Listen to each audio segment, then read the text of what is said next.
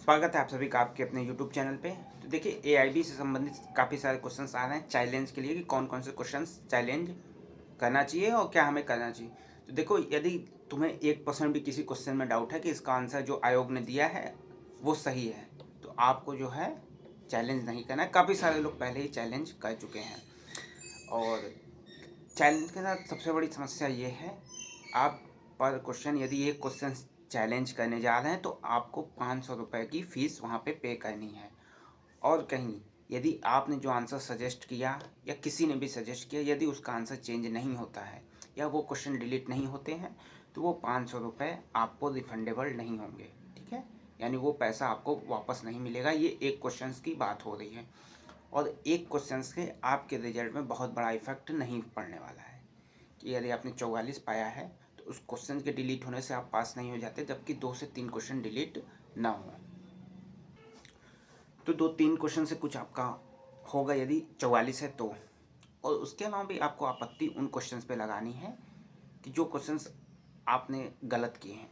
यदि आपके सही क्वेश्चंस पे ऑब्जेक्शन आ जाता है और वो क्वेश्चन डिलीट हो जाता है तो इस स्थिति में आपका जो है लॉस होगा। यानी आप यदि 47-48 हैं उसके बाद भी आपका एआईबी क्लियर नहीं होता यदि उन क्वेश्चंस पे आपत्ति लग के जिसको आपने सही काउंट किया है और वो क्वेश्चन डिलीट हो जाता है। तो आपको थोड़ा सा भी यदि शंका है कि ये क्वेश्चंस जो आयोग ने आंसर दिया है वो सही है तो आप जो है उस पर कोई आपत्ति ऑब्जेक्शन मत फाइल करिए। 7 क्वेश्चन 8 क्वेश्चन लोग बता रहे हैं, यदि आपने 7 क्वेश्चन या 5 भी क्वेश्चन पे आपत्ति किया 2500 रुपये आपके लगेंगे। उससे अच्छा है कि आप अगले एग्ज़ाम की तैयारी करिए। 6 महीने में जो है पुनः फॉर्म आ जाते हैं तो आप AIB 20 की तैयारी करिए और उसको अच्छे से देखिए कि आप कैसे निकाल सकते हैं। आप इस क्वेश्चन से सीख लीजिए कि कहाँ कहाँ मिस्टेक हुए। जैसे कुछ लोगों के मिस्टेक्स कहाँ हुए हैं कि उन्होंने नई जो बेयर आई है वो बेयर नहीं ले गए हैं, जैसे BNS, ये सारे बेयर्स वो नहीं ले गए थे और वहाँ से करीब करीब 25 से 26 सवाल थे। तो वहाँ पे कुछ गलती उनसे हुई है। तो 75 सवाल में यदि आप 40-45 कर रहे हैं तो ठीक ठाक आपका है। तो ये आपको कहना है कि भाई बेयर ले लीजिए और अगले एग्ज़ाम की तैयारी आप लोग करिए। तैयारी का बेसिकली एग्ज़ाम आप देखिए बेयर्स के कंटेंट क्या क्या हैं।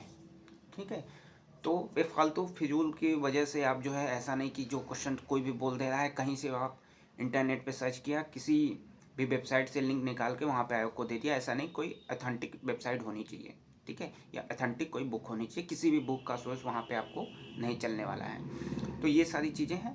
तो आप जो क्वेश्चन जेन्युइन लगता है वहाँ पे आप जो है ऑब्जेक्शन फिल कर दीजिए। फिर भी यदि आप 4-5-6 नंबर से पीछे हैं तो आप ऑब्जेक्शन फिल मत करिए, उससे कोई फ़ायदा नहीं होने वाला है। यदि 2-3 1-2 क्वेश्चंस आपके कम आ रहे हों और आपको लगता है कि वो क्वेश्चंस आपने गलत किए हैं, सही किया गलत किए हैं, तो आप जो है ऑब्जेक्शन वहाँ पे फिल कर सकते हैं कि क्वेश्चन डिलीट हो जाना है। सही क्वेश्चन पे आपको ऑब्जेक्शन नहीं फिल करना है, क्योंकि इससे आपका लॉस होगा। 500 रुपये पर क्वेश्चन आपको देने हैं, वो पैसा आपको वापस नहीं मिलेगा। तो ये सारी चीज़ें हैं, तो आपको अगले एग्ज़ाम की तैयारी में लग जाना चाहिए। छोड़ दीजिए, जो भी रिजल्ट आएगा आप लोग देख लीजिएगा।